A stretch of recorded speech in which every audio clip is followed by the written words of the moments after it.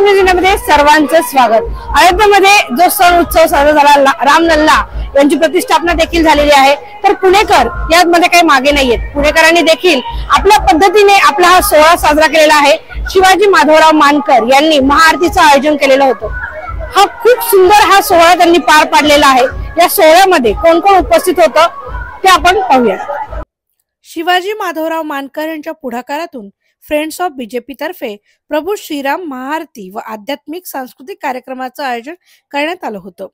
राज्याचे उच्च व तंत्र शिक्षण मंत्री चंद्रकांतदादा पाटील, राष्ट्रवादी काँग्रेस पक्षाचे शहराध्यक्ष दीपक भाऊ मानकर, भारतीय जनता पक्षाचे शहर प्रवक्ते संदीप खर्डेकर, राष्ट्रवादीच्या सांस्कृतिक आघाडीच्या प्रमुख प्रिया बेर्डे, संयोजक शिवाजी माधवराव मानकर, ॲडव्होकेट मंदार जोशी, अमित जाधव, विजय आढाव, ॲडव्होकेट यश वालिया, ॲडव्होकेट नितीन साबळे, अभिजित देशपांडे, राज जैन, सूरज शर्मा आदी यावेळी उपस्थित होते। राष्ट्रीय स्वयंसेवक संघाचे सरसंघचालक मोहन भागवत यांचे बंधू चित्तरंजन भागवत यांनी कार्यक्रमाला उपस्थित राहून मानकर यांना आशीर्वाद दिले। यावेळी अयोध्येतील गायक हेमंत ब्रिजवासी यांची भक्तिपूर्ण रामगीते, मनोहरी नृत्यातून उलगडणारे रामायणातील प्रसंग, कर्णमधुर शंखनाद, गंगा घाटावरील महाआरती या सगळ्याला उजवून टाकणारी विद्युत रोषणाई आणि फटाक्यांची आतिषबाजी अशा नयनरम्य सोहळ्यातून प्रभू श्रीरामांच्या प्राणप्रतिष्ठेचा आनंदोत्सव पाहायला मिळाला। अगदी माझे मुद्दे धरून गेलेलं आमच्या या कार्यक्रमामुळे जे मोदीजींनी जे आता आपल्या अयोध्येमध्ये जे मंदिराचं ओपनिंग झालेलं आहे त्या निमित्ताने इथं आपल्याला करायला मिळालं आहे आणि ती मला प्रभू रामचंद्रांनी संधी दिली त्याबद्दल मी प्रभू रामचंद्राचे पहिले आभार आणि सर्व पुणेकर इथं जे आले माझे बंधू भगिनी मित्र परिवार यांचे परत मी एकदा शतशः आभार मानतो। दरवर्षी असा सोहळा व्हावा माझ्या हातून ही परमेश्वराची प्रार्थना। गंगेची महाआरती झालेली आहे, शंखनाद झालेला आहे, जयपूरचे जे डान्स आहे म्हणजे रामाचं श्रीराम डान्स ग्रुप आहे, सर्व विविध कार्यक्रम झालेले आहेत। दादांचा आशीर्वाद पहिल्यापासून आहे, मला पूर्ण बीजेपीचा आशीर्वाद आहे। आता दादांना असं वाटतं की मी खासदारकीसाठी तयारी केली आहे, ते सत्य आहे। आता प्रभू रामचंद्र ठरवते। खऱ्या अर्थाने आज देशाचे पंतप्रधान आदरणीय मोदी साहेबांनी तो सत्कर्मी लावला असं म्हटलं तरी काही चुकीचं करणार। अयोध्येला प्राणप्रतिष्ठा होत असताना संपूर्ण देशामध्ये दिवाळी साजरी होतील असं वातावरण निर्माण झालेलं आहे आणि आपण आपल्या भगवंताविषयी आपली ओढ असावी ही भावना प्रत्येकाच्या आपल्या जीवनामध्ये असते। हिंदू धर्माची जपणूक करण्याचं काम मोदी साहेब करत असताना सामाजिक बांधिलकी जपण्याचं काम देखील म्हणजे आपल्या आयुष्यामध्ये केलं आणि या देशाला विकासाच्या दिशेने नेण्याचं काम करत असताना संपूर्ण जगामध्ये जर आपण पाहिलं पंतप्रधान जे विरोध केले आपल्या संपूर्ण जगाला करून दिलेलं आहे असं पद्धतीने काही चुकीचं झालं। आज शिवाजी राजकारणाने या कार्यक्रमाच्या निमित्तानं आपल्या सर्व मित्र परिवाराला एकत्र आणण्याचं काम या ठिकाणी केले।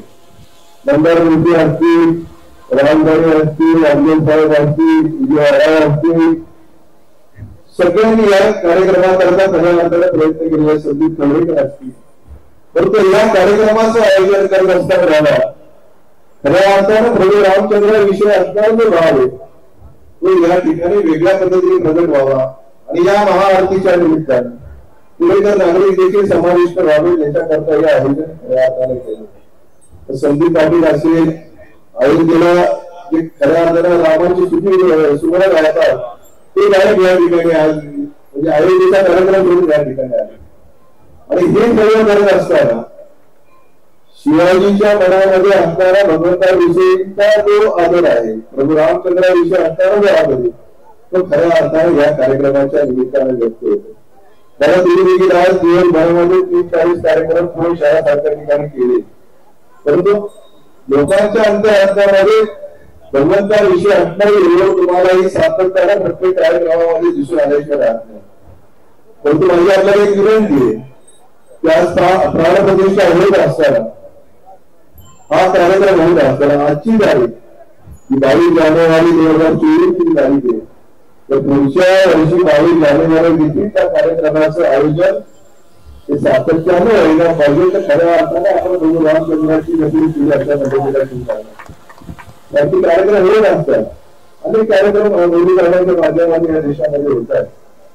परंतु प्रभू रामचंद्रामुळे या देशाचं सावट दूर होणार आहे, संकटाचं सावट दूर होणार आहे. भगवंताचा आशीर्वाद मोदी साहेबांवर आपल्या सगळ्यांना समाजाला देखील मिळणार.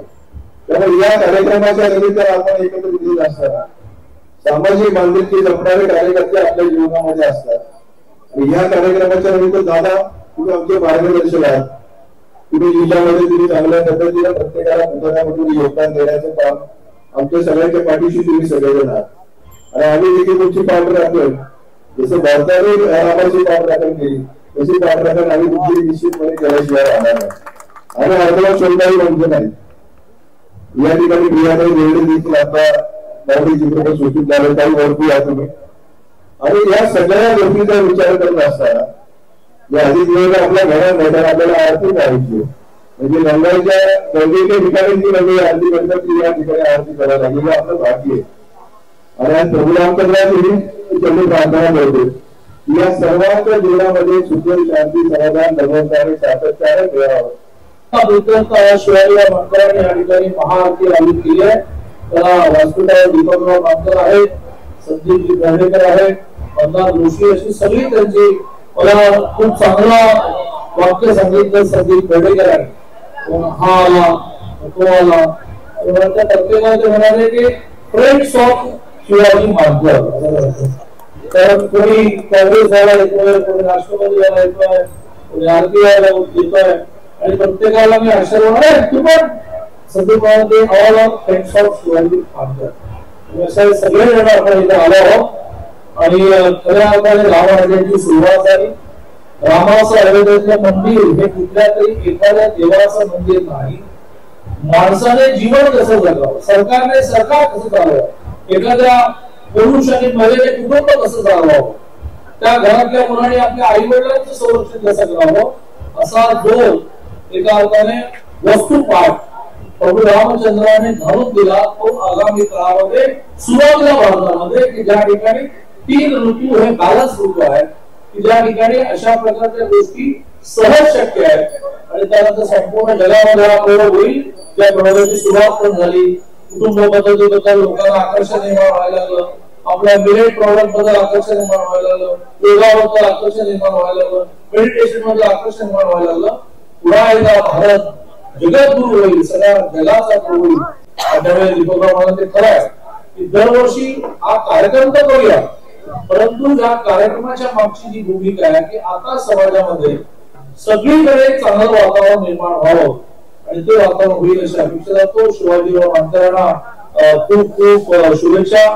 शिवाजीराव मानकरांनी जसं रामावरच्या प्रेमापोटी श्रद्धेपोटी केलं आहे तसंच आणखी काही त्याच्यासाठी तरी केलेलं आहे. आणि त्या त्यांच्या मनात इच्छा प्रभू रामचंद्र अशी अपेक्षा व्यक्त करून अशी इच्छा व्यक्त करून